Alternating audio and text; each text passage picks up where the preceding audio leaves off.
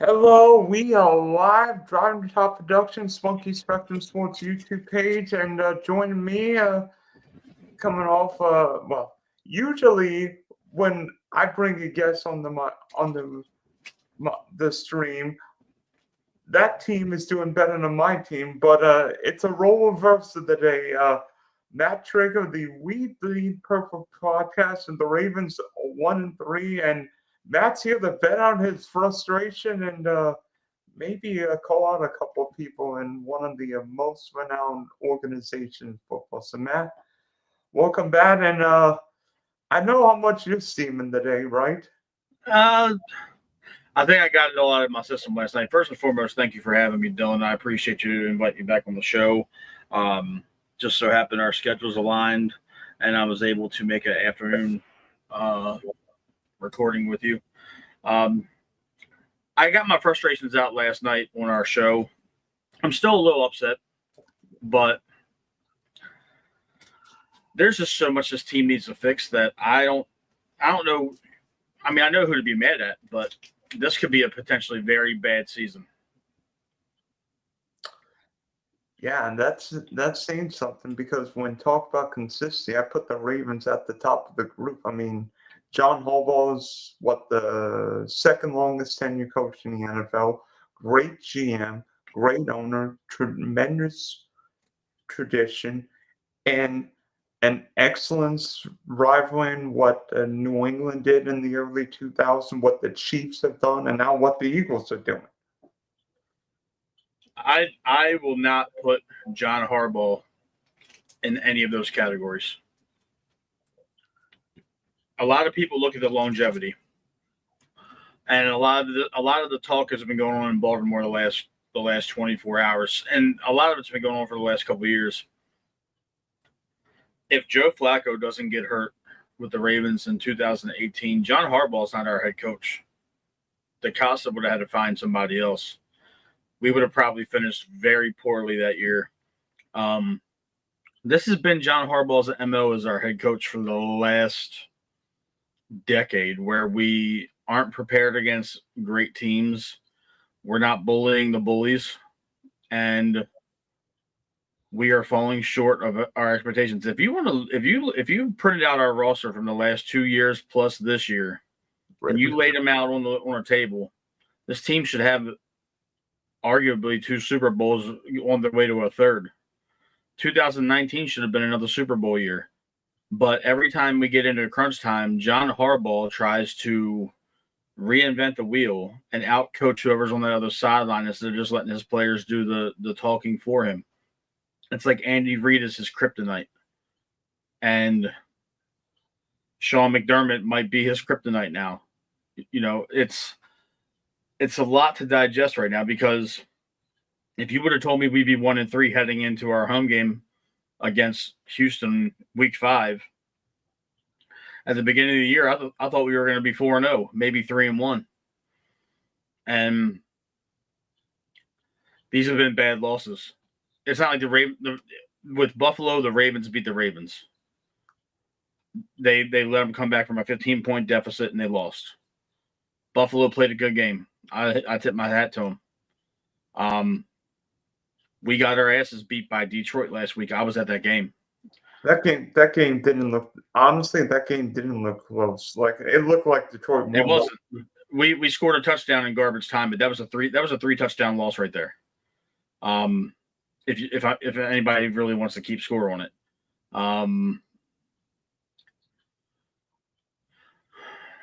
The Kansas City game, they just executed.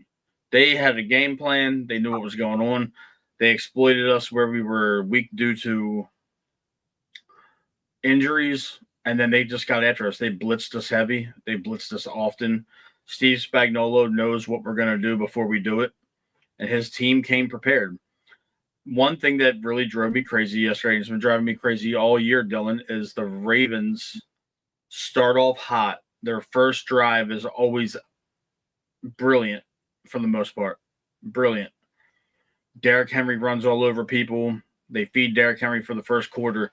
And then just when when the other team's defense starts making adjustments, it's like the Ravens abandoning what is working to try and combat whatever they're doing. It's like you're trying to play chess when really you just need to play checkers. Make them stop the run. They weren't stopping Derrick Henry. Derrick Henry had 4 carries in the first quarter for 32 yards. That's 8 yards a carry. So if you give the Derrick Henry the ball 2 times in a row, you're guaranteed a first down running against that defense. And then you keep Patrick Mahomes in the offense off the field, knowing that your defensive line consisted of John Jenkins making his first start at nose tackle for the year.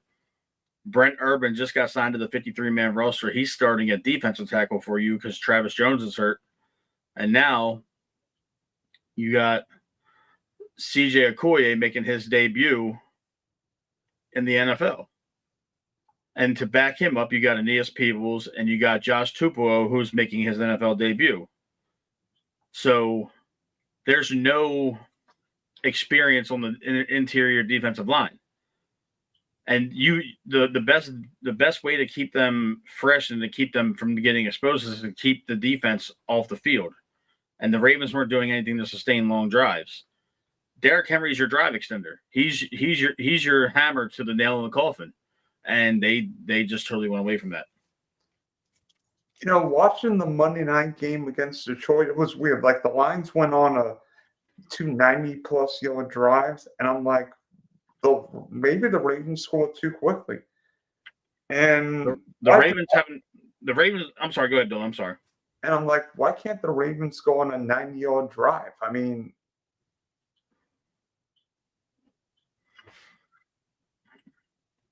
the Ravens' defenses haven't given up 90-yard drives in years, like that. In years, they gave up 2 in one game.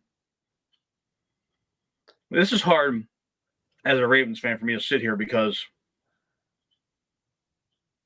the defense has given up 121 or 131 points already this year.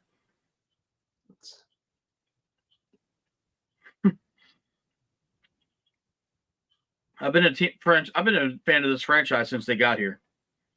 And there were some years where the Ravens defense didn't give that up in an entire season. 2000? The 2000 Ravens defense gave up 113 points all year, something like that. Crazy. In the playoffs, they gave up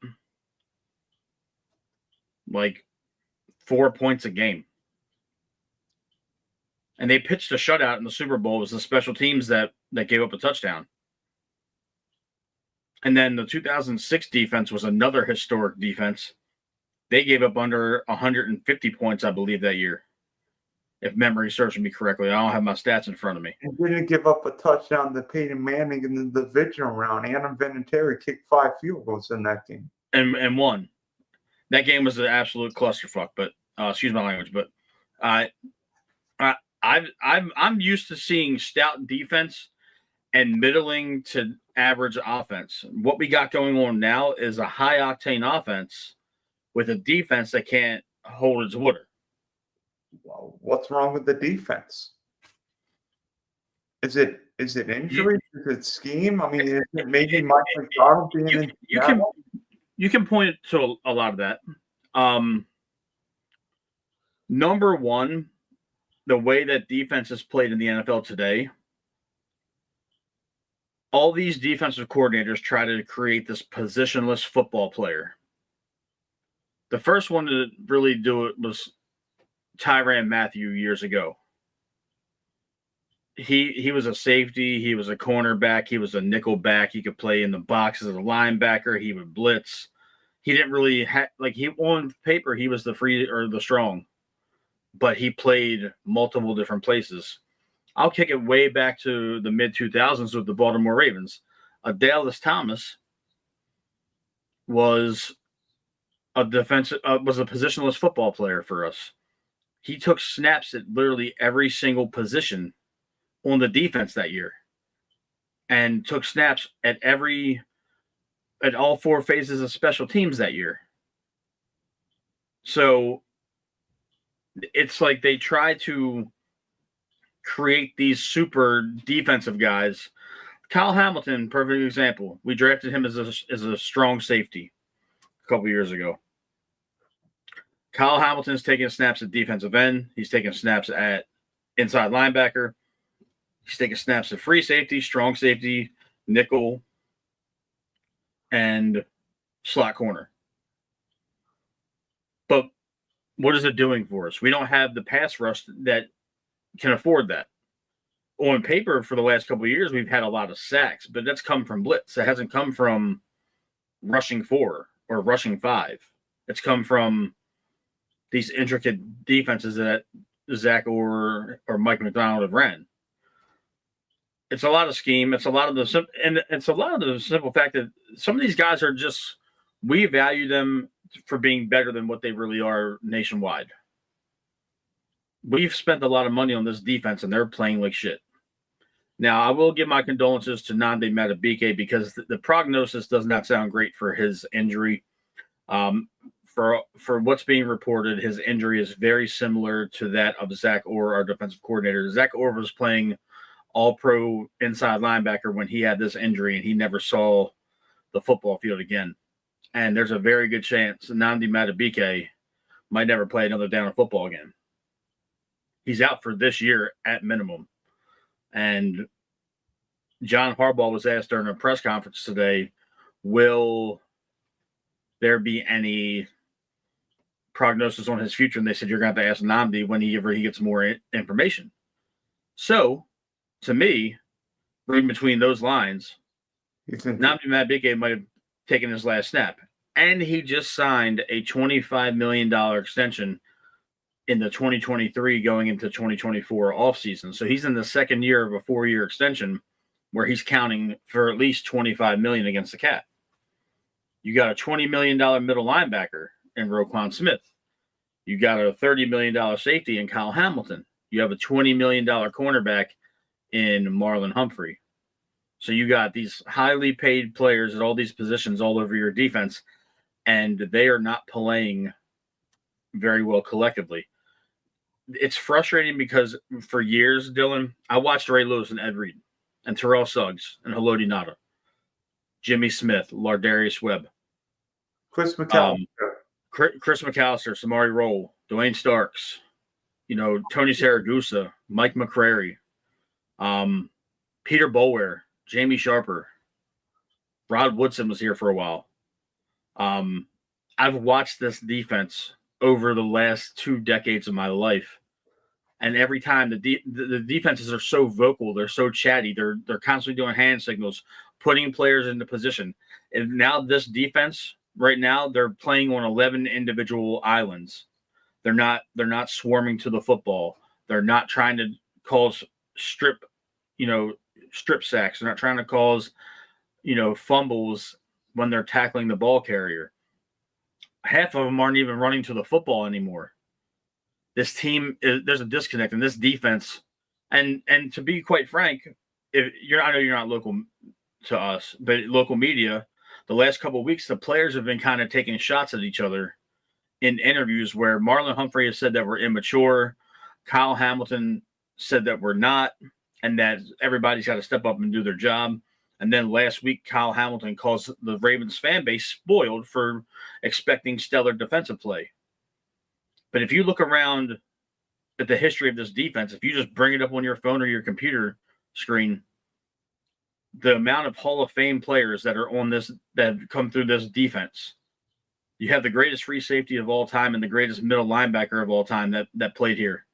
You got arguably one of the greatest pass rushers that ever lived that played here for a decade in Terrell Suggs. You got arguably one of the most vicious nose tackles in Haloti Ngata, who has more career interceptions than some cornerbacks that have played 10, 12 years. You have all these guys that have come before you. So, yes, our expectation is high, Dylan. I am expecting you to play Ravens football. I'm expecting you to play defense like a Raven. I'm not expecting you to go out there and half-ass it. I'm sorry. That's my expectation as a fan. You can't sit there and tell me that giving up 34 points a game the first 4 weeks of the season and being 1-3 is acceptable. It's not. You're making millions of dollars to play a kids game. And you're better than majority of the people that step in front of you. But mentally, it's not clicking. There's no cohesiveness. There's no leader on this defense. Look at how many guys tapped out of the game yesterday. And I'm going to say it like that because Nate Wiggins was the only real legitimate injury yesterday. It looks like Nate Wiggins broke his arm or his elbow yesterday. Flat out. He's going to miss a lot of time, if not the rest of the year. I'm hearing Marlon Humphrey might have suffered an injury and missed a couple weeks, but I'm not sure. Marlon Humphrey has a calf injury. Roquan Smith had a hamstring injury. These dudes were getting picked apart on the field. They're not playing good football, and they did this by laying on the ground. There's no difference. No difference to me. They quit. I'm not an NFL football player. I've never made it to that level of football in my life. I've never coached at that level. I've coached high school. I played high school. I played semi-pro. I did that whole thing in my early 20s. But you can't tell me that this is okay. You can't tell me what I'm looking at is okay on this TV screen. These guys aren't communicating. They're not going for the football. At one point in time yesterday, Dylan, the Ravens had 6 rookies playing on the defense in a week 4 regular season game against Patrick Mahomes and Travis Kelce and Xavier Worthy and Hollywood Brown and Noah Gray and Isaiah Pacheco and Kareem Hunt. So yesterday, at one point in time, you had Malachi Starks, you had Teddy Buchanan, Jay Higgins, Tupelo, Peebles, Okoye, Keon Martin. That's 7 different rookies that were taking snaps on the defense yesterday against the Hall of Fame quarterback when you're down 2.5 scores. 3 possessions. It's a 3-possession ball game, and that's what you got trotting out there right now because your linebacker got pulled a hammy and your star cornerback pulled his calf muscle, and then your other stud young second-year cornerback broke his elbow or his arm. So now you've got what? Keon Martin and Awuzie is your starting cornerbacks? You might as well get Deion Sanders out of retirement. It doesn't to me, this team has given up on Harbaugh. They've given up on their coach. Is it a Harbaugh used to be the rah-rah guy where he can will these guys to a victory. He was doing that a lot in the 2010s and into the 15s. You know what I'm saying? He was doing a lot of that. But now you're doing it to a whole different generation of players who don't respond to that. You're now coaching Gen Z guys. You're coaching guys who jumped around in the transfer portal for years, who have no allegiance to a program, let alone a head coach in the NFL. It's the disconnect is vast and it's worrisome. I can't put my tongue on the clear focal point, but you have a 33-year-old defensive coordinator coaching a bunch of guys instead of coaching a defense. Malachi Starks was out of position a lot yesterday. You can't follow the eyes of Patrick Mahomes. He can make a throw when he's not looking at. He can make a throw somewhere else when he's looking at you. There's so much going on, Dylan. There's so much going on with this process, and then the injuries are piling up, and now you're gonna start hitting the waiver wire looking for guys. They signed Taven Bryan. Taven Bryan was drafted in the same draft as Lamar Jackson, ahead of Lamar Jackson, and he's on team number 5. I think I remember that draft because my team drafted Taven Bryan the first round, like 20 right. something. 2018. Taven Bryan. So Taven Bryan's in year 8 on team number 5, and he's on our practice squad. You now no longer have Broderick Washington, who is another nose tackle, because he's on the short-term IR. Justin Nnamdi Madubuike just went on season-ending IR. Now, if you call around to these teams looking for nose tackle depth, you're 1-3. You got Super Bowl aspirations. What might have cost you a fourth or a fifth now might cost you a third. What might cost you a third might now cost you a one. Because there's not good defensive tackles sitting at home right now, man. They're all on teams. They're on practice squads. Impact players are not sitting on the couch right now. No matter how you shake it. And then that goes for edge too. Kyle Van Noy missed another game this week. He might be back next week. But now, do you want to know who our edge rushers were yesterday afternoon? First round pick Mike Green. Odafe Owe. David Ojabo. Tavius Robinson. It's not exactly TJ Watt. Other than Ravens fans, you only know one of them. And that might be Odafe Owe. Unless you're a college football junkie and you know who Mike Green was last year. Mike Green from Marshall, right? Yeah, he played at Marshall. David Ojabo was the guy who tore his Achilles doing a combine walkout after a year at Michigan. Owe was at Penn State, I think it was. He was. And then who was the other guy? For what? I'm sorry. Who was the other pass rusher? Oh, David Ojabo from Michigan. No, I already said him.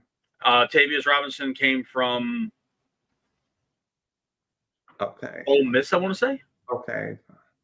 Ole Miss. But I mean, at what point do they have to go out there and make a legitimate move? Nobody's traded away premier pass rushers to the Baltimore Ravens. Nobody. And the Ravens haven't exactly been in position to get one of these guys, whether it be a Myles Garrett, a Michael Parsons, a TJ Watt. We haven't picked in the top 10 of a draft, I want to say, since like 2017, maybe 2015. We haven't picked in the top 10 to 15. Where we draft every year is in the mid-20s to the 30s. So you're not going to get a premier pass rusher in the bottom of the first round. No. And then to make all this even worse, the offensive line play has been absolutely atrocious collectively. They're graded out as one of the worst offensive lines in football. And that's by PFF. I mean, the right side of Baltimore's offensive line is bad. I mean, they gave up How can Lamar Jackson get sacked 7 times? The most elusive quarterback I've ever seen get sacked. If you, I'm gonna break it down for you to make it even crazier.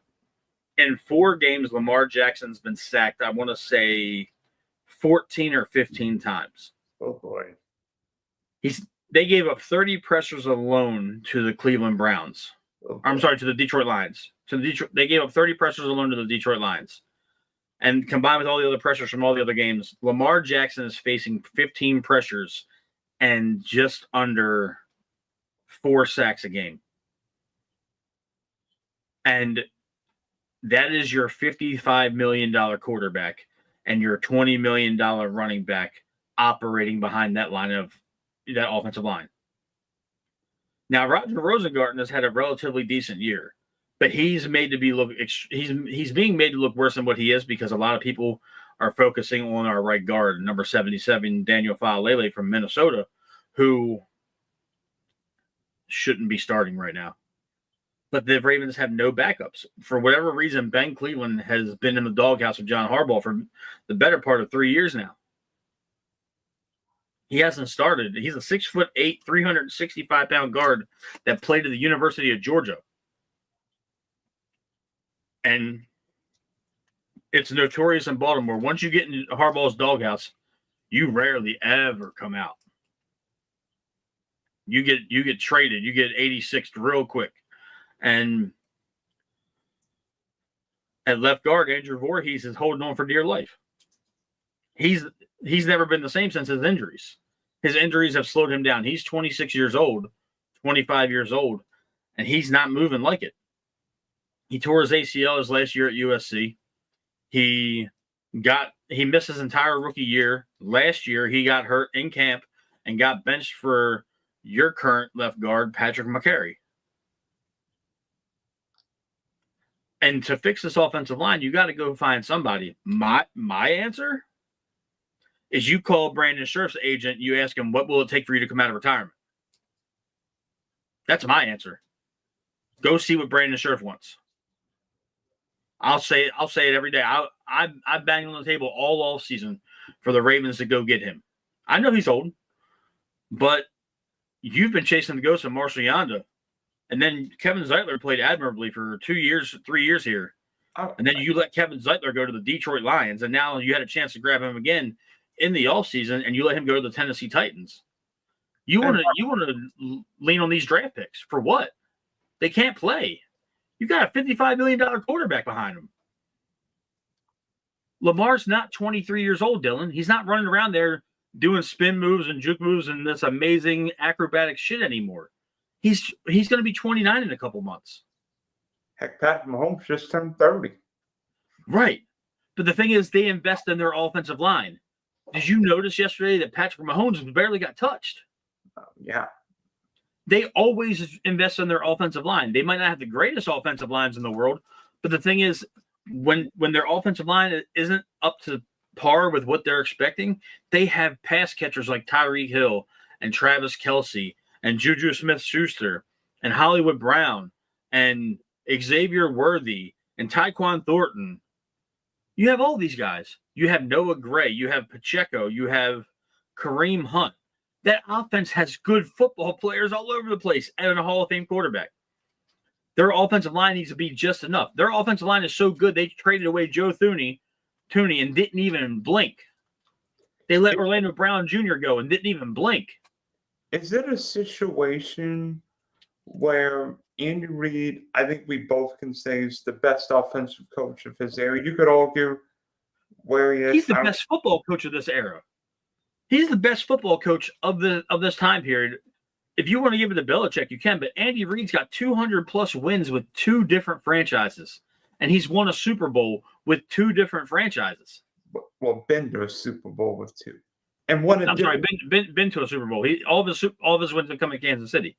But he led Donovan McNabb and Deshaun Jackson and LaShawn McCoy and Jeremy Maclin and all those guys, high-powered offense for years in Philly. Now he does the same thing. He did it with Alex Smith, and he's doing it with Patrick Mahomes. He's the greatest offensive mind of this generation. Is it a situation? Hands down. Is it a situation that Harbaugh's been there so long, and I think we saw it a little bit with Belichick toward the end in New England. Is it a situation where the same messages can only go so far with the Ravens? Absolutely.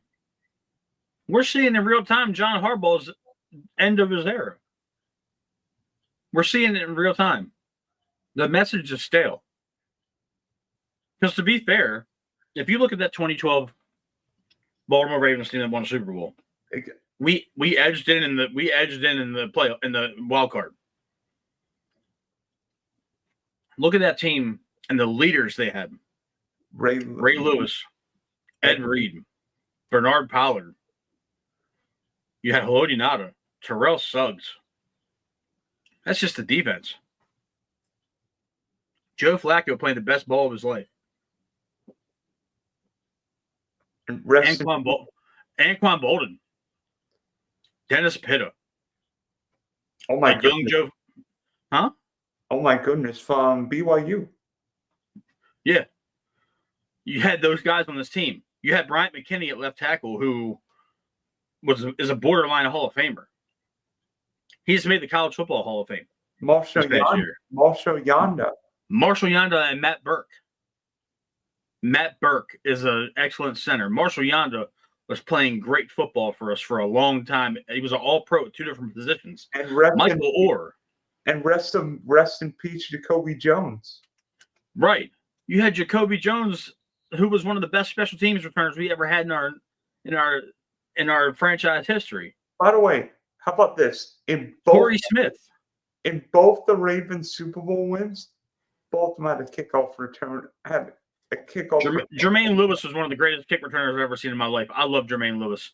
I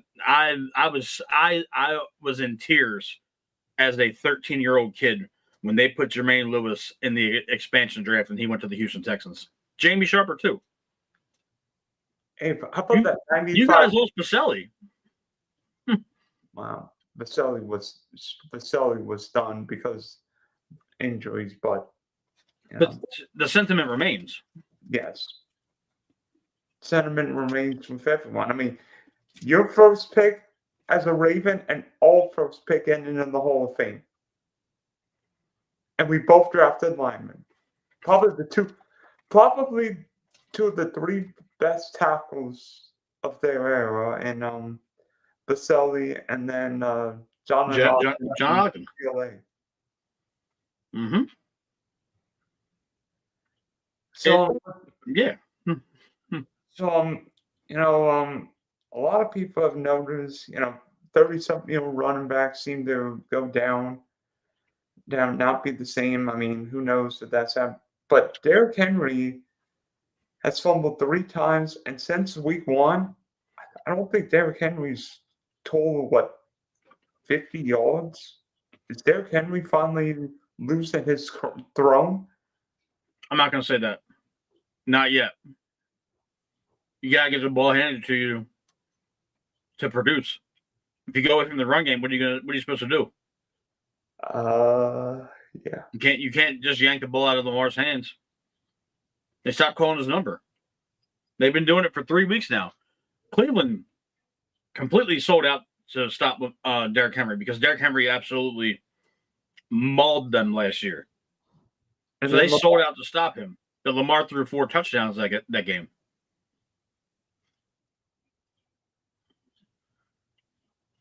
Detroit just stopped him. Even though he was running all over Detroit early, too. He had that long touchdown run in the first quarter. Todd Monken consistently goes away from the run game when it's working. This has been the MO for 3 straight seasons. 2023, the Ravens set the record for total team rushing in NFL history. Last year, Derrick Henry ran for almost 2,000 yards. And now, Derrick Henry is on pace for like a 1,300-yard year. Oof. It's ridiculous.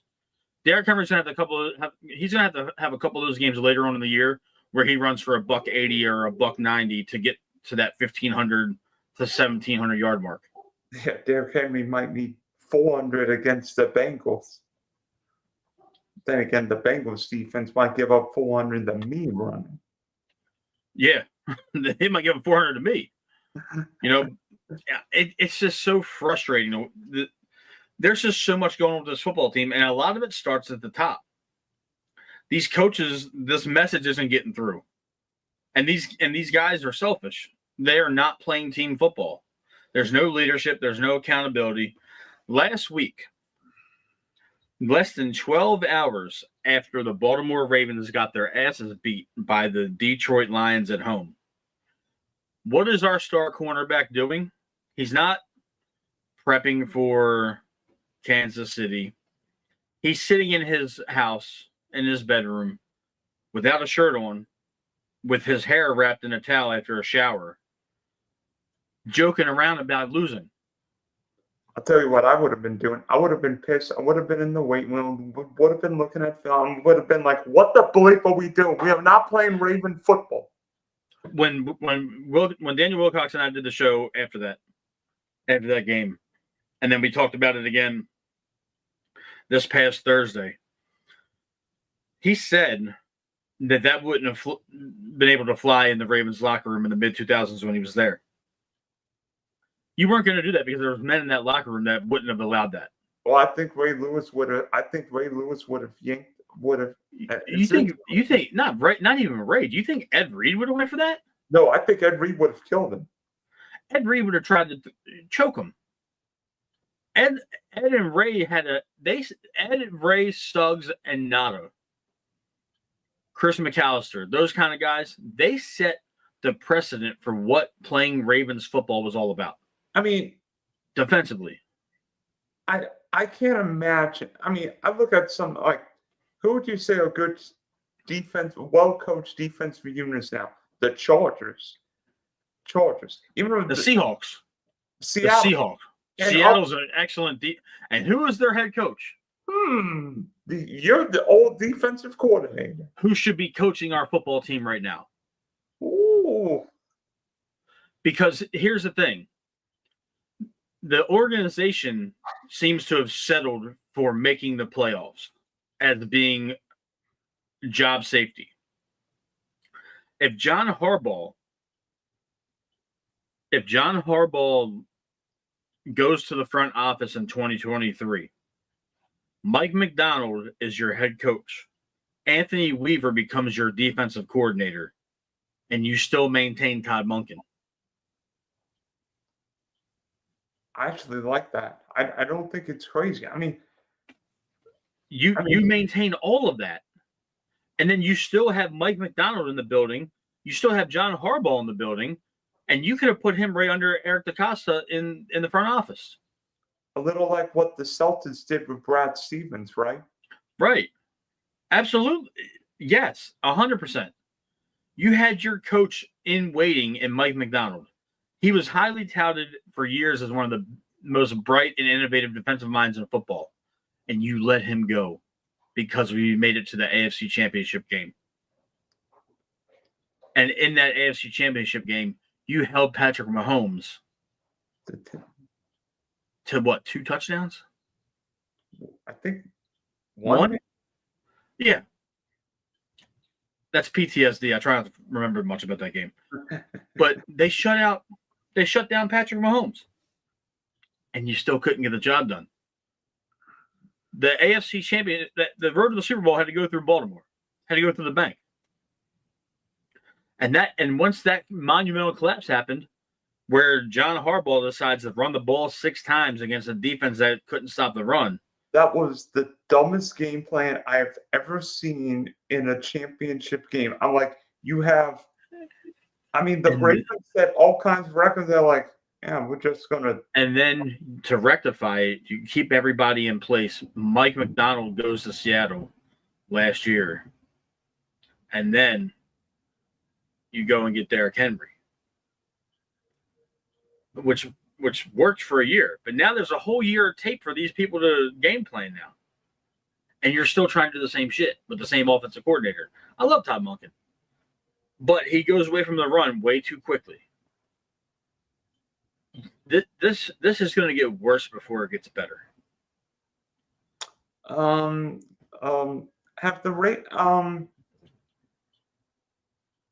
the Ravens become snake bitten because everybody thinks that that Kansas City is like Baltimore's opponent because Lamar can't get over being whether it be Josh Allen and old Pat Mahomes in the playoffs. Because seemingly in every big moment, there's either a Lamar interception or somebody fumbles. Like Mark Andrews is one of my favorite players to watch. And in that division round last year against the Bills, he played the worst game I've ever seen him play in his whole career. Well, here's where I stand on that. I wouldn't necessarily say snake bitten. We are now witnessing another Tom Brady-esque era in AFC football. Yeah. From 2000 until about 2018, Tom Brady was in the AFC Championship game almost every year, and he was in a Super Bowl every 3 seasons in New England. He won 6 while he was in New England. He played there 18 years. That's averaging a Super Bowl every 3rd year. So now you look at that, and now Patrick Mahomes has been in the AFC Championship every year he's been a starting quarterback, with the exception of 1 year where Joe Burrow went to the Super Bowl. But Pat Mahomes has represented the AFC in 6 out of the last 7 Super Bowls. I think 5. No.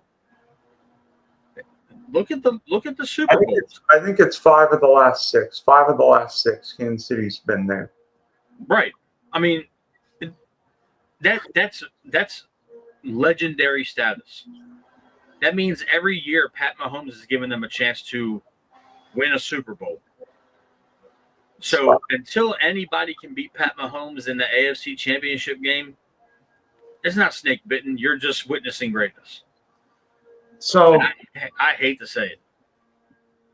So then what separates Pat Mahomes from Josh Allen and Lamar Jackson? Because all three are talented, all three have won MVPs, but yet one of them has been to 5 Super Bowls. The other two haven't been to any. Because no matter what, Kansas City wins enough games to get to the playoffs. And playoff Pat Mahomes is not the regular season Pat Mahomes. No. He locks in on a completely different level. 100%. Josh Allen tries to do too much in the playoffs. Lamar Jackson tries to do too much in the playoffs. And then Lamar and Josh Allen are also a victim of their defenses. A lack of defenses. Correct. So, yeah, that's the problem. Kansas City's defense plays their best 4 games of the year in the playoffs. Chris Jones gets to another level in the playoffs. Those guys rally around that offense and play to a different level in the playoffs because they know they want that hardware on their fingers when they're done. There's nothing else to say about that. That is simple. Have the Ravens become too Lamar dependent? Absolutely. And I say that if you look at the top 4 teams in the AFC, right? Like just on paper, Baltimore, Kansas City, Buffalo, Cincinnati, Cincinnati with Joe Burrow. A healthy Joe Burrow. A healthy Joe Burrow. You're seeing it right now in Cincinnati. Jake Browning is nothing close to it. In Buffalo, there's nobody close to Josh Allen on that depth chart. In Baltimore, the drop-off from Lamar Jackson to Cooper Rush, as you saw yesterday, is astronomical. Flat out. But in Kansas City, Gardner Minshew can go in there and do a little bit of what Pat Mahomes can do. Gardner Minshew's a proven winner. I can attest. You can attest. He's won big games everywhere he's been. Indy, Las Vegas, Jacksonville, and he can. If Pat Mahomes had to miss a week or two, they'd still probably win because Gardner Minshew's an NFL quarterback that has legitimate reps under his belt. That's the difference between and I'm gonna circle back to the Lamar Jackson question. This team runs through Lamar Jackson offensively. The RPO ran through Lamar Jackson. Last year, the offense ran through whether Lamar was going to hold on to the football and throw it or if he was going to give it to Derrick Henry. Now, there's no excuse to this offense. You've invested $20 million in your running back. You now have DeAndre Hopkins as your number 3 wide receiver. You have Rashad Bateman as your 2, and you have Zay as your 1, who you completely abandoned because his first weekend playing, he had 147 yards and a score. And then you haven't thrown the ball to him more than 6 times in any game since. You can't make an excuse that it's going through Lamar this year. They've invested everywhere except for the O-line. And maybe the Ravens will regret not getting more linemen because they're regretting it right now. Lamar Jackson's been hit almost 60 times. I mean, it's ridiculous how bad offensive lines are. That's just me. There's a whole group of Ravens fans that think Lamar Jackson has been hurt since the Buffalo game. That's why he's not running. He looks. Everybody's going to say, "Oh, the explosiveness isn't there." The explosiveness doesn't look like it's there because he doesn't have running lanes. The offensive line is not doing their job. I mean, you want to know why Saquon Barkley rushed for 2,000 yards last year? Oh yeah, because the Eagles got the best offensive line in football. Landon Dickerson is an all-pro guard. Jordan Mailata is an all-pro tackle. Lane Johnson's the best right tackle in football, not named Penei Sewell. Well, yeah. So we'll see. I mean, that could be one or two. That can be 1A, 1B to anybody's argument. But they got all pros everywhere. They made Mekhi Becton a Pro Bowler last year, and he went and got paid by somebody else. You know what I'm saying? Like, there's a reason Barkley looks that good, and there was a reason last year that Derrick Henry looked that good. Nobody had any tape of him and Lamar Jackson on the same field together. Pat McCarry, albeit I don't think he was worth the $40 million you guys gave him, he was certainly worth something because he played pretty well last year. Faalele's had a regression because he played well last year, especially playing next to a rookie Rosengard last year. It also helps that Pat Ricard was healthy all last year. Pat Ricard hasn't been on a football field since August 8th of this year. And I think Pat Ricard's an underrated absence because Derrick Henry loves the fullback. Yeah, he loves the fullback. But what people don't understand is if you put Pat Ricard on the football field and you look at him from just a regular standpoint, you would think he's a nose tackle or an offensive guard. And he's a fullback. And so you have 320-pound dudes blocking for you with a 315-pound fullback coming through the hole at 10, 15 miles an hour. And then you got a 260-pound running back coming right behind him. Good luck tackling him. Good luck. Last year, Derrick Henry averaged almost 4 yards a carry before contact. And his last 2 years in Tennessee, he was averaging negative yards a carry before contact. And now the offensive line's regressed. And now you're seeing the result. Teams don't fear the run game anymore because they know they go away from it after the first quarter. The only time we consistently ran the ball all year was against Buffalo. Because Derrick Henry ran for, I think, almost 400 yards alone against Buffalo last year. He had 190 in the first game, and I think he had 130 or 140 in the second game.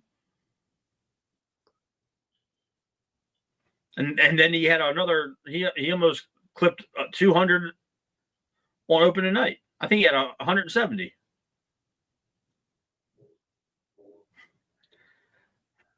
It's insane, man. I know. It's insane to me. I mean, I can't believe. I mean, the Ravens are 1-3, and I mean, do you expect them all to play this weekend?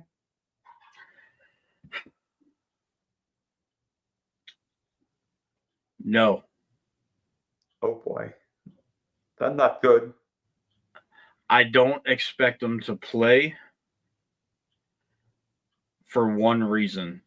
Because if he does play, it's going to give the fans the feeling that he tapped out. If you sat on the bench the entire fourth quarter with your leg wrapped up with an ice pack on your hamstring, and then you limp off the field in noticeable fashion, and then all of a sudden you're out there playing 6 days later against the Houston Texans at home, this might be a Cooper Rush and Derrick Henry game, and that's scary. That we could be knocking on the door 1-4. Yeah, I mean, Houston's defense is playing really well now. I mean, Houston's offense, that's an assault. Houston's offensive line is bad. Yeah. And then you got Devontae Adams, Puka Nacua, and Matt Stafford coming to the bank the week after. And I don't know about you, but Puka Nacua might break all of Cooper Kupp's records from a few years ago. Yeah. And on top of all that, right after that's a bye. So you could be going to the bye 1-5. Oof. Limping. And I'll pull up their schedule right now. It doesn't look good. So you got Houston. We got Houston at home. We got Los Angeles at home. You come out of the bye to a resurging Bears team. That's at Is that at home or is that in Chicago? That's at home. And then See- you're on the road. And then you're on the road 3 straight weeks in Miami, in Short- Minnesota, Oof. and then in Cleveland. And then you're back home for the Jets. That stretch of the schedule is a little bit more favorable because those other teams, for the most part, but outside of Chicago, Miami, Minnesota, Cleveland, New York Jets, Bengals, they're all struggling. But then you head into December, you got Pittsburgh, Cincinnati, Green Bay, and Pittsburgh. And New England too. You got New England sandwiched in there, but they're struggling as well. But you're talking about having if they go into the bye 1-5 to seriously win the AFC North, they can only afford one more loss the rest of the year. Because you're not getting into the playoffs as a wild card team in the AFC North this year. I know. Because there's 3 teams in the AFC West that can get in. There's 2 teams in the AFC South that can get in. You could say Indianapolis gets in. You could say Jacksonville can get a wild card. Why did you say my Jags get a wild card? Have you seen what Trevor and Brian Thomas can't do this year? But I'm saying that defense is going to keep you in a lot of games. True. Your defense is fast. They cause turnovers, and they're consistent. You know what? Liam Cohen has them boys playing well. You know what my defense reminds me of? What the Ravens would do, because the Jags have forced at least 3 turnovers in every game this year. And the Ravens defense doesn't force turnovers. Not anymore. It's very rare. The last time the Ravens defense forced a lot of turnovers was 2023. And that was just interceptions more than anything else. But the Ravens need to win the AFC North to get to the playoffs. They're not getting in a wild card. They can't. It's impossible. You're not going to get it. You're not, because in the AFC West, Kansas City's going to probably win the division. The LA Chargers are going to hang around all year. They're 3-1. And Denver is always going to be a threat towards a Sean Payton team. Is always going to be a threat to the playoffs. Denver's going to get its act together tonight. I mean, they play the Bengals. I mean, the Broncos should hang 40 on Cincinnati. Exactly. So this, as much as people don't want to say this isn't dire straits for the Baltimore Ravens, it absolutely 100% is. 100%, no doubt about it. This is a. You need to go to the bye 3-3 to buy yourself a couple of surprise losses on the back end of that schedule, because you got to go to Lambeau in January. Yeah, but the Packers have to tackle Derrick Henry in December. You got to give the ball to Derrick Henry in December. True. You got to play Pittsburgh twice. You got to still play the Bengals. What's left? You got to play. I mean, I know they're coming here, but you got to play. You got to play New England. A Mike Vrabel team is going to come to you ready to play. They might not be the greatest team in the world, but they're going to be prepared. And that running back duo they got up there is pretty damn good. Ramondre Stevenson and Trevion Henderson are a pretty good duo. I think most of fantasy football fans want Trevion being the lead back, but that's just me. I do. I drafted him in 2 of my leagues.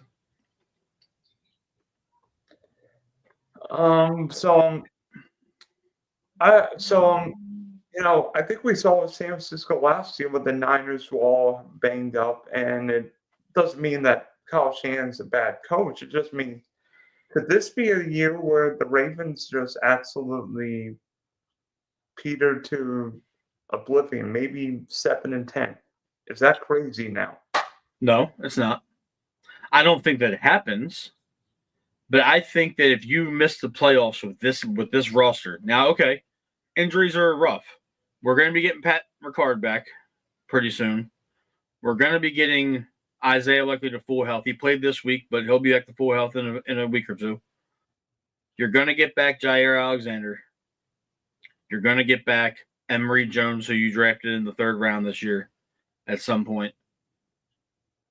Yeah, you're going to get some cavalry coming back. Namde's gone for the year. We already know Matabike's done. So you just got to kind of wash your hands of that. You got to go find a proven defensive tackle somewhere. You have to get this defense back on track. Is it a situation where the Ravens have to get a corner or pass rusher, maybe? We don't need any corners. I mean, Wiggins is going to miss half of, if not the rest of the year. Marlon's going to probably miss a game or two. But I think we got cornerback depth that can handle it. TJ Tampa Jr. is a very good cornerback. Keon Martin played well when he came in yesterday. If we got to go find a veteran cornerback, to fill a void, I think we can do that. Chidobe Awuzie is playing pretty decent football. I think we can maintain. But if I'm the Baltimore Ravens and I'm putting my GM cap on for 1 minute here, if I'm the GM of the Baltimore Ravens, if I'm Eric DeCosta, I see how this plays out the next 2 weeks. And then if the Tennessee Titans are 1-5, I call them and I ask, what will it take for you to package Jeffrey Simmons and Kevin Zeitler in a trade and bring them to Baltimore? So you kill 2 birds with 1 trade.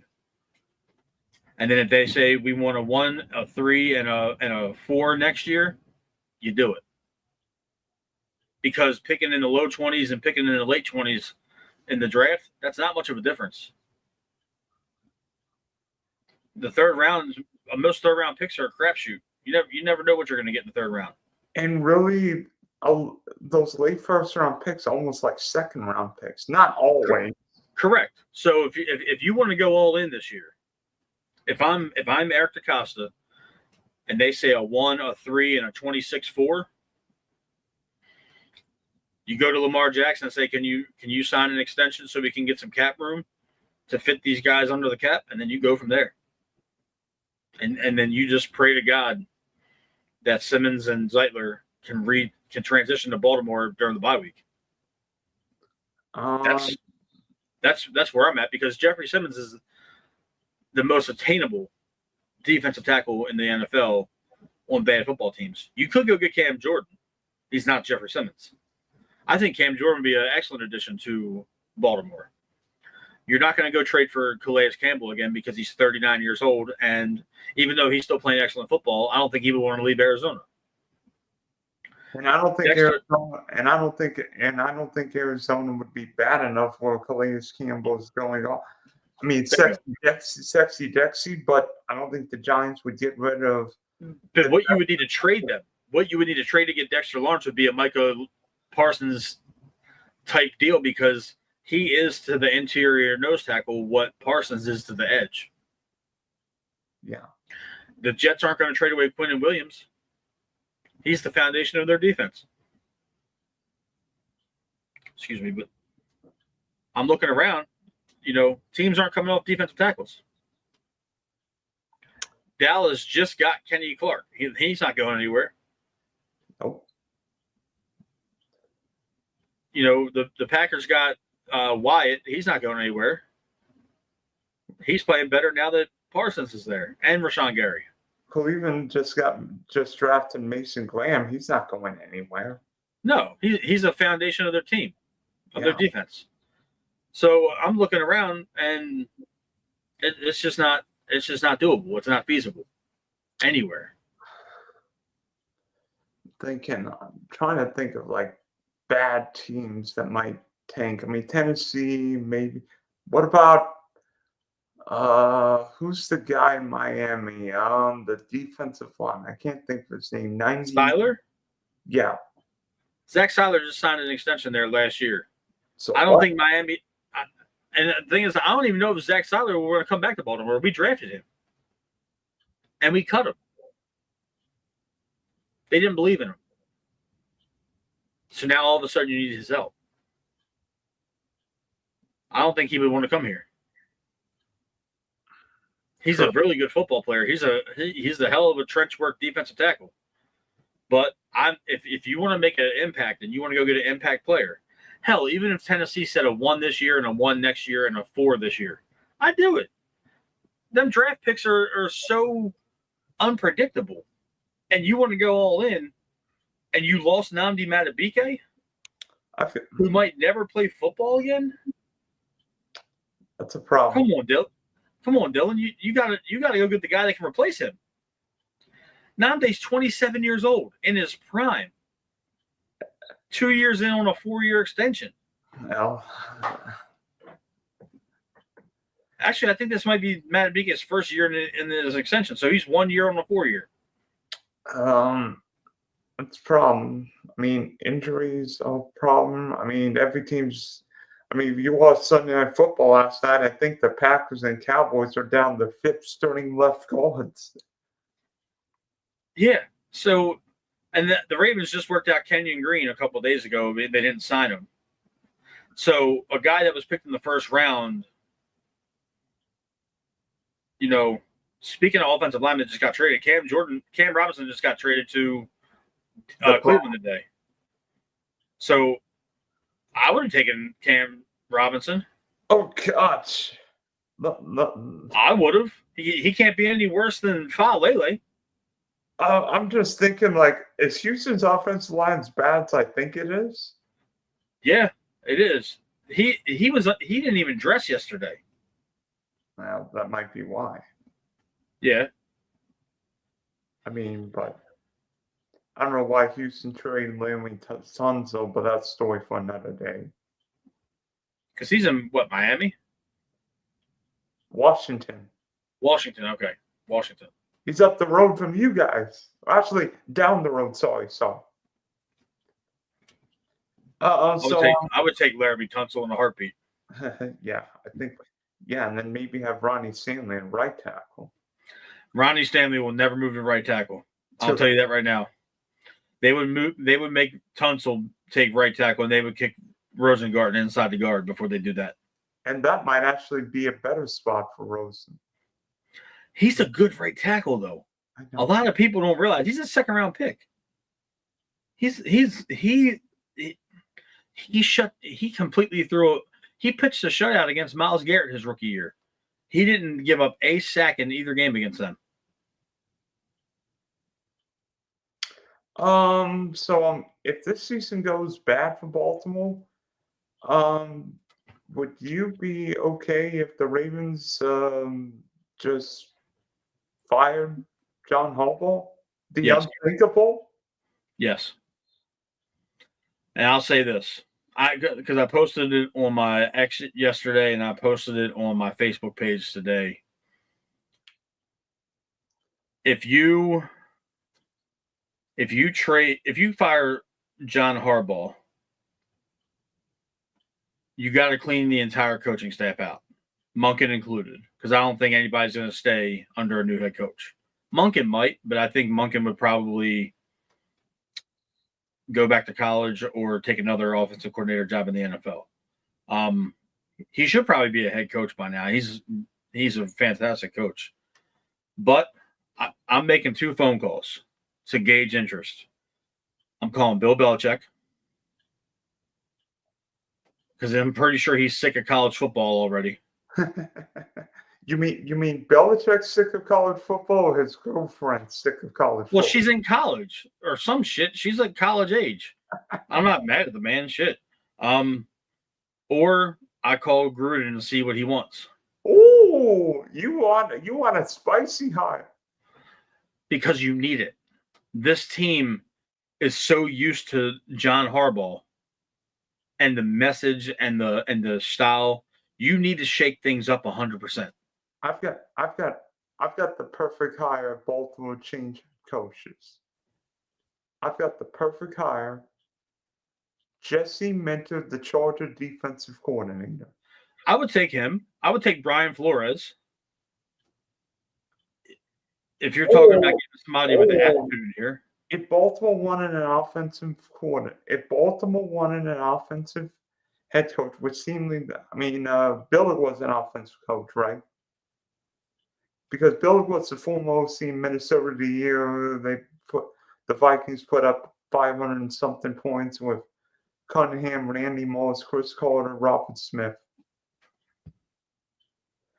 Trying to think of a good offensive corner. Why not get Steve Sarkisian? The Texas. I don't want. I don't want a college head coach. I don't want to go that note. Okay, then I've got a better one for you. How about Nick Saban? Nick Saban. Nick Saban, the wall would be fireworks. If Nick Saban couldn't handle the NIL, he's not going to be able to handle the NFL again. I think it's easier to coach NFL than college. You don't have to re-recruit your own players. Something tells me Saban's going to be at OSU next year, Oklahoma State. Hell no, Nick Saban's not going to. I have this feeling he's going to shock the world and take that job. And Nick Saban's going to one or two places next year if he doesn't stay at ESPN. And we know what those places are. One of them's Cleveland, the other's Dallas. I'm telling you right now, Dallas is not going to fire Schottenheimer after 1 year. The only way, Dylan, that they fire Schottenheimer after 1 year is if Deion Sanders tells them, "I'll come coach." If Deion Sanders says that he'll come to the NFL and coach the Dallas Cowboys next year, Deion will be on the sideline in Dallas, and Shador will be their starting quarterback. Woo! I'm telling you, man. I'm telling you.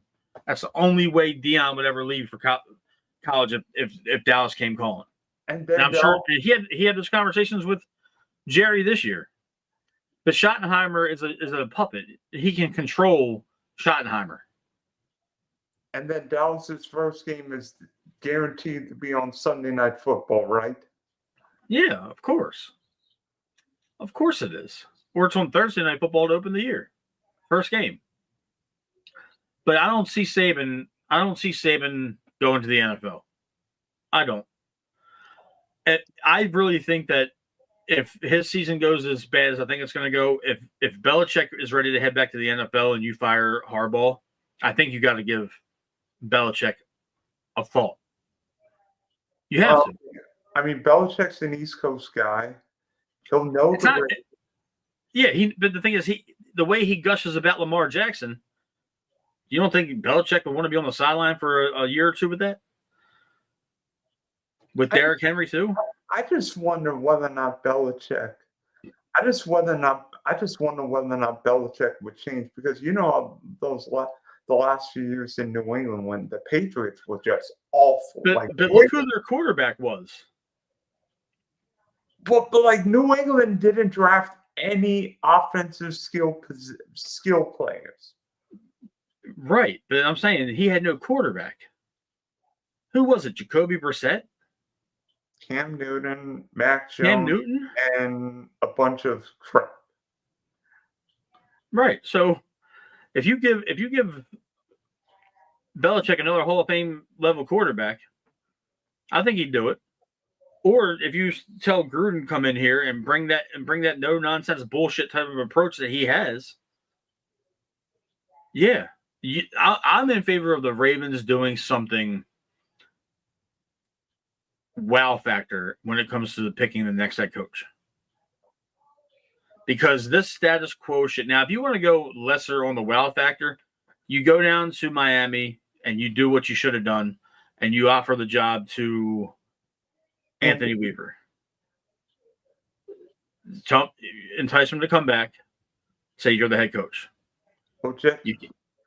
There's no way Seattle would ever trade away McDonald back to the Baltimore Ravens. I mean, for a while, it seemed like the Vikings might trade Kevin O'Connell, but that's not going to happen. Although I don't want Kevin O'Connell because Justin Jefferson's not coming with him. Well, KOC probably won Sam Darnold back, but that's a story for another quarterback. I wouldn't be surprised if Kirk Cousins ends up back in Minnesota this year. He's not playing for the Falcons, and McCarthy's hurt.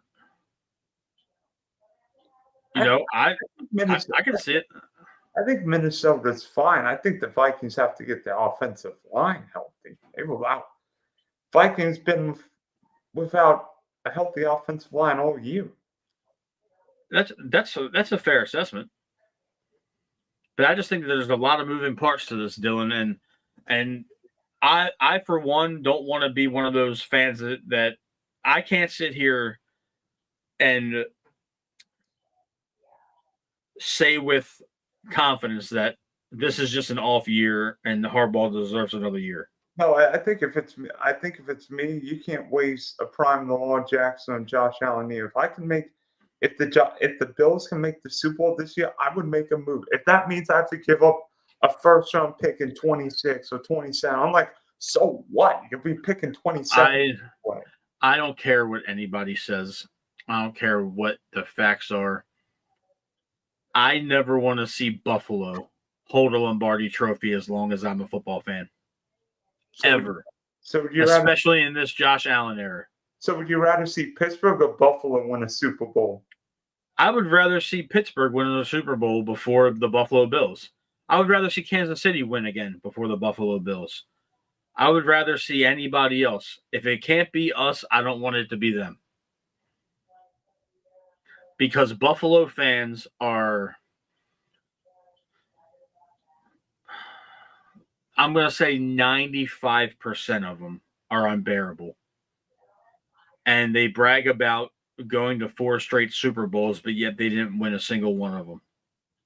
And then they have the nerve to talk about Lamar Jackson like Josh Allen wasn't considered a bust before they traded for Cole Beasley and Emmanuel Sanders and Stephon Diggs 5 years ago. That's where I'm at. They drafted James Cook. And Josh Allen's a touchdown merchant. He's a goal line touchdown merchant. I get that he's a big quarterback. But let me say this on record. I know Saquon and Derrick Henry had fantastic years last year. Derrick Henry ran for 16 touchdowns on top of almost 2,000 yards. If Josh Allen turns around and hands the ball to James Cook on 85% of those touchdown runs, James Cook breaks LaDainian Tomlinson's record for most TDs in a year. That would put him at almost 30 touchdowns. If he would have given 13 to James Cook on top of the 16 he already had, you're talking about 29 touchdowns. That would never be done again. I can't stand Buffalo. I can't stand their fans. I can't stand their Josh Allen. Josh Allen arguably should have been third in MVP voting last year alone. I think last year's MVP should have been Saquon Barkley over Lamar Jackson and Josh Allen. Arguably, Joe Burrow belongs up there because of the year he had. He just didn't win a lot of football games. I think the problem with these quarterbacks now is that all the good quarterbacks on the AFC, but all the good teams on the NFC. I think we would all say the Eagles were the best team on paper last year, but the Chiefs were not the best team. If you asked me today and said, talent-wise, without any bias, do the Buffalo Bills have the most talent of any roster in the NFL? No. If you asked me today and said, go ahead and say, without any bias, if every team's help right now, who are the top 3 most talented rosters in football? It's not Buffalo.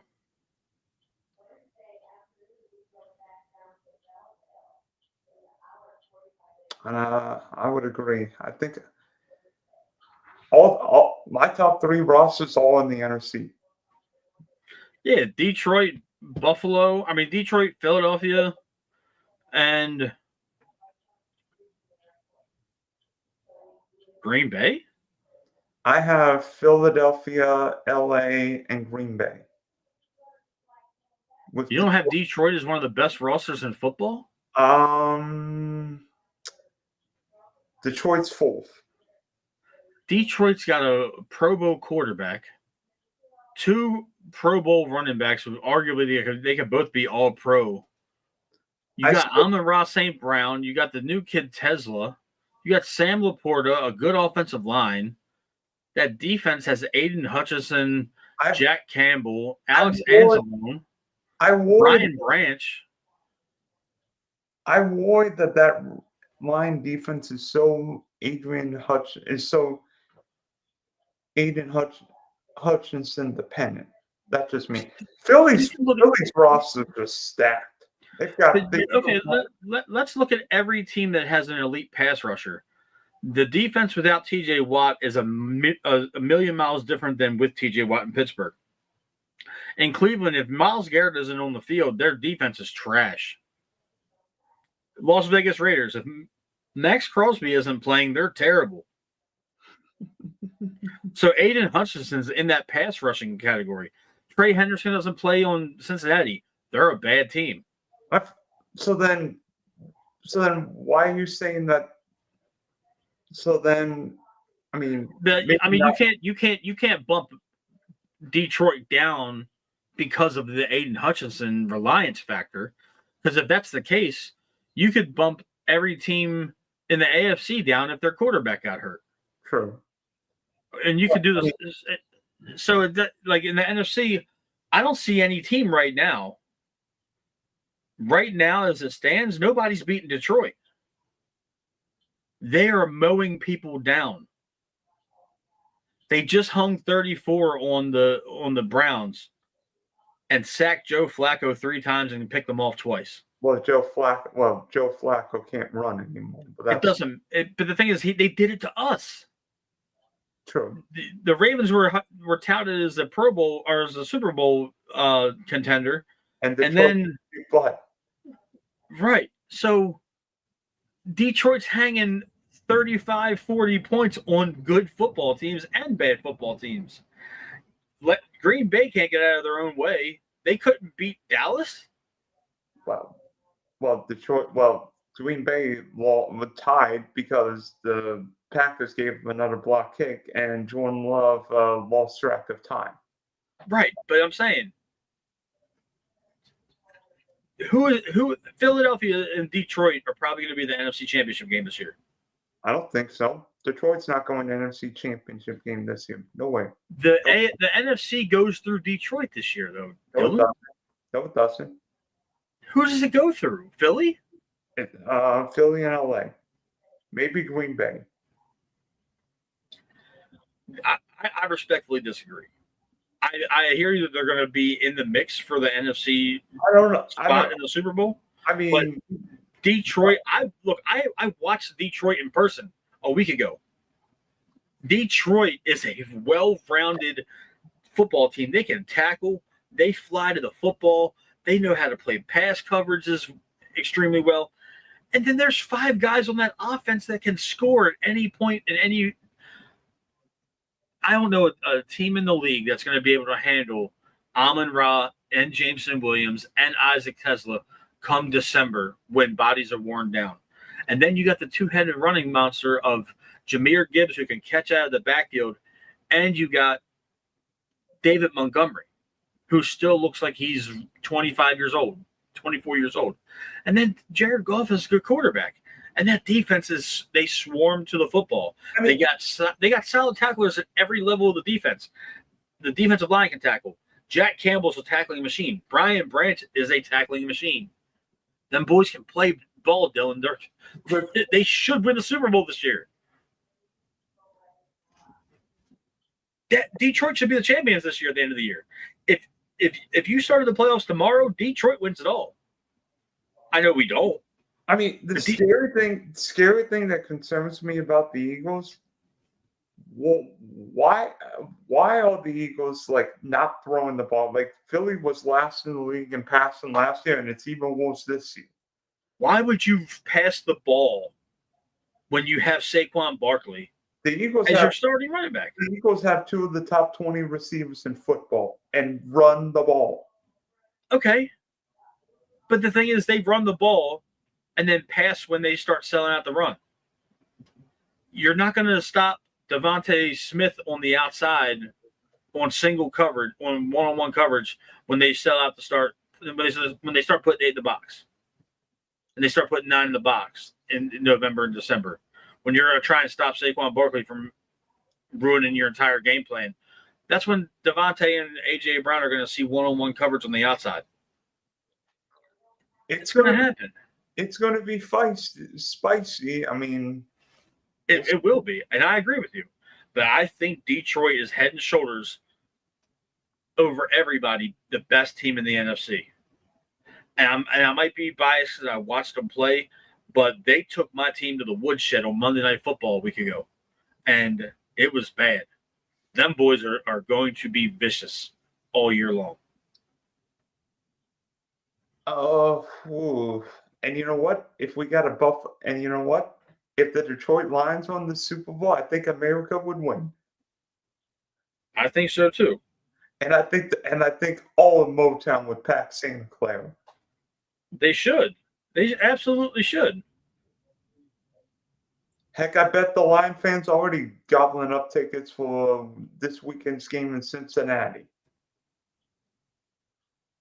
saying a certain quarterback won't be there, but that's a story for another day. Absolutely. Okay. So we've got an hour and 20 minutes. This is going on longer than I thought it would. So Sorry about that. No, that's okay. You need to get over though. You need to get over some trigger points and maybe get over some frustration over another. I appreciate it though, Dylan, because we met through X about 2 or 3 years ago now, and I don't get a chance to come on the network and do many shows. The We Bleed Purple podcast keeps me busy for 9 months out of the year, and then the Orioles keep me busy for the entire summer. So I don't really have exactly go well this year. Yeah. Before I came on the show, I sat there and watched our interim manager gave the end of the year press conference, which I find to be very odd. And then on top of that, the Orioles promoted Mike Elias from general manager to president of baseball operations last spring and didn't tell anybody. And we've been operating for a year without a GM. He's been the de facto GM. And they're talking about they're not sure if they're going to add anybody. Now we got to look and see what's going on with the manager spot. The Twins just said they weren't going to, renew Rocco Baldelli's contract. Skip Schumacher's still floating around out there. Gabe Kapler as well. Ryan Flaherty. I know. My Orioles have a lot of decisions to make. I want them to throw like $180 to $200 million at Pete Alonso, but they're not going to because they piss me off. They suck. By the way, I'll tell you why I think Pete Alonso's going. Seattle. Unless they don't re-sign Josh Naylor, why would he? You got Cal Riley out there. You got Luke Raley. You got Josh Naylor. You got Rodriguez. Rodriguez is out there. You got who's the third baseman they traded for from Arizona? He's a free agent. Yeah, but I'm saying if they happen to retain any of those guys, Alonso would be a hefty contract in the midst of not even really being able to play the field anymore. I mean, he can play first base, but I mean, at this point in his career, he's 32 years old now. That's entering DH territory. He would fit out there. I've got one. Why not Boston? I don't know if the Red Sox would do it with Brakeman being a potential free agent, but you imagine what Alonso would do at Fenway? Oh yeah, Alonso would hit 45 home runs next year because 30 of them would come from Fenway. And all those home runs would be doubles off the monster. Well, yeah, but the thing is, I think the monster is 325 down the line. 310. Okay, yeah, 310 down the line, and you just gotta get a little bit of elevation. That to me is, I think it's hilarious that they got eliminated from playoff contention yesterday, and 2 hours later, Alonso opts out of his contract.